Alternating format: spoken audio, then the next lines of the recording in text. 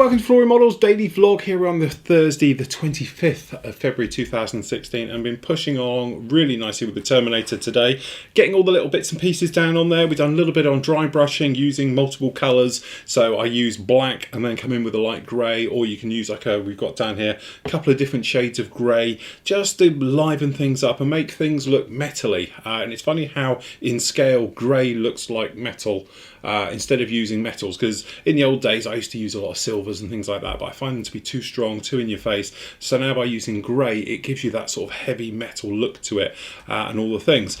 We've put on plenty of little bits and pieces. You might be able to see we've got the plough system on the front now. We've got the wing mirrors on, which, okay, I don't know, but I do like them because they're quite nice on there. The aerials are painted. To be honest, they've got the stowage items are done here on the back. We've got the cable we've just painted on and everything else. So literally we are moments away from completion on this one. But considering all the headaches it gave us earlier, now I absolutely love it. It's one of those things where working on this tank is very similar to the Merkava, as in it's really interesting to look at. And I do like my armour, don't get me wrong, very much into my heavy metal, but tanks look like tanks, okay? So it is that thing. And you get something like the Merkava, which to me is a very futuristic, the Israeli tank, and everything else. And then this as well. It's called the Terminator. And it does remind me of the Terminator. I think it was the second one or the third film where it actually has the early hunter-killer tank type ones. The way it's leaning back almost with the guns on the side and everything else like that. But these twin cannons on there and the rocket launchers and all the rest of it. Grenade launchers on the front now. Really does look nice. And to be honest with this one, I've sort of gone to town with the weathering on it. We've gone in there with quite heavy weathering, but I wanted it to look that thing of armour that's sort of used and abused and everything else, because that's one thing I like about it. And generally going over it with a flat coat just to deaden it down as well. We speak about that on this particular build and everything else. So I should think by tomorrow morning this thing will basically be done, which will be absolutely great, and it'll make way for the next builds. Obviously we're going to get straight on with the airliner, and I can get straight on with the Halifax as well. So it's nice to be able to spend this week finishing off these jobs. But as I say, a few more little bits and pieces, touches to go on with this one, and it'll be completed. But I must admit, I have thoroughly enjoyed it, and if you haven't built anything Meng, go and give it a whirl, because they are really, really nice kits. I know I have my criticism about this one doing the Bradley. The Bradley seemed to be, I don't know, very high tech. The plastic very nice. The plastic on this is very reminiscent of the Trumpeter way, but generally it's gone together very, very well and no problems at all. Up today, it's a little bit late as we know, but you've got the next part on the actual MiG-21. We spoke about it a lot yesterday, but basically that has got all about making the stand, the wash and things like that on that one. So, you know, quite an interesting part. There's going to be another part of that that'll be up with you on Monday, which will then complete that build and finish that one off. And as I said, I'm not quite sure. You might get another 2 parts left on this one before we can get this one wrapped up. But definitely we talk about obviously the weathering, using the clay wash on this one right the way over it, and then we talk about dry brushing and then putting down a flat coat without getting the white frosting stuff on this one yet. So there's still plenty to see and do on these 2 particular builds before they're finished. Then we can move on obviously with a totally different way of doing it. So we're doing an airliner, which is going to be nice and clean and all the rest of it, and then we're going to be doing the Halifax bomber, which we've got the conversion set down here for it, to sort of take care of the front part of it. I think it's got different propellers, spinners and the grills, if I remember, the intakes for the grills on the front of the engines as well. So we've got the update set for that one.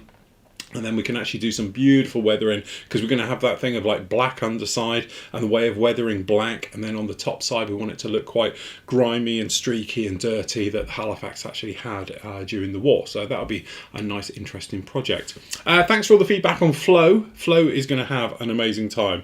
Take your time guys, go and read. If this all comes off, personally I'm going to go. So next year it's going to be, you know, Phil on the go, because some of the things and the ideas you guys have come up with, and some of the modes of transport it's going to be taking is going to be absolutely fantastic, you know, flying business class and all the rest of it. So thank you very much guys to everybody.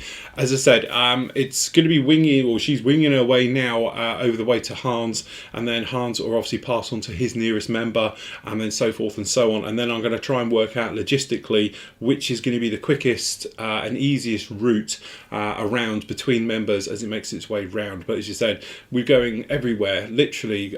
We've organised South Africa now and Africa itself, loads around the Middle East, so that'll be fantastic. And then obviously we've got everything from like the Azores, so some real wacky far out places, Iceland, and all things like that as well. So talk about doing the round robin, and the mileage is going to be horrendous. So she's going to be a very, very well travelled young lady bear. I think we're going to go lady bear because of Flo, and everyone's saying it's a female name, so that's it. Although my dad was known as Flo, so I don't know, one of those things. Anyway, tomorrow I will be doing, well actually I might do it this afternoon, I've got time. We're going to be reviewing this. So back to Kinetic. Let's face it, I made a bit of a faux pas. This is why it shows I don't go and watch other people's reviews or do anything. I like to review a kit on its own merit and not be swayed in any way by what everyone else has said. And as we know that obviously the SU-33 was actually designed by another company, and then Kinetic took on them, and then obviously basically brought out their kit, if you like. This is going to be back to those. I haven't opened the box, I haven't looked in it, but let's face it, it is one of theirs. So we're expecting it to be a slight downgrade, shall we say, on looking at the SU-33 as we did last week. But definitely, super Etendard, brilliant markings on this one. I have looked on the box for the different markings down here, so it looks like very nice stuff, because obviously we've got the Argentinian one from down during the Falklands War, and bang up to date with the Afghan markings as well. So, and as I say, happy or lucky enough to see these fly last year as well at RNS Yeovilton's air show. So that was very, very nice. So that's it for today. As I say, tomorrow we're going to be up with the reviews and having a look around the site and the various bits and pieces. So as I say, go off and have a look at the next part of the MiG-21 over there. And as I say, it's all about washes, but a lot of it is making acrylic and bending the acrylic and all things that go with that. So definitely worth a watch. And in the meantime, I'm going to get this guy finished off. So till tomorrow, everybody, happy modelling. Take care.